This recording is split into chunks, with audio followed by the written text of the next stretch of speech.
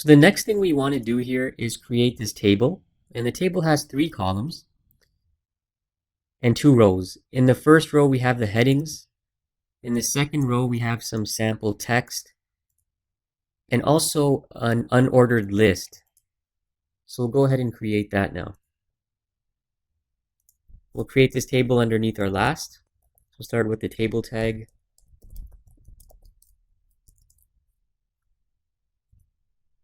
Create a table row. Now create a table column.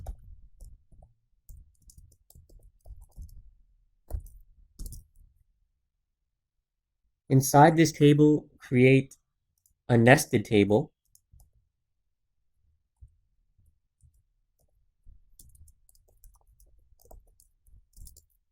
Now create another table row. This row will contain our headings. And also just note that each heading is in its own column.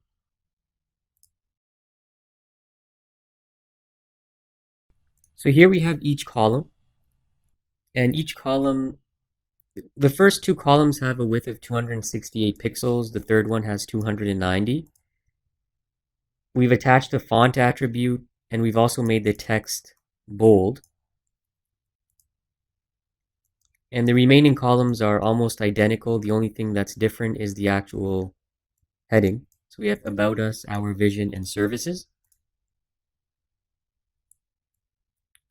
Now we'll need to create the second row, which contains all this text. So we'll create the first column inside this row, and then the second.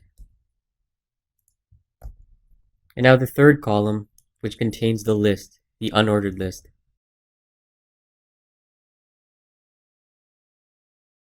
And so that's it. Once we have those columns inserted, we can refresh the page, and we can see that everything is as it should be. The only thing that remains now is the footer.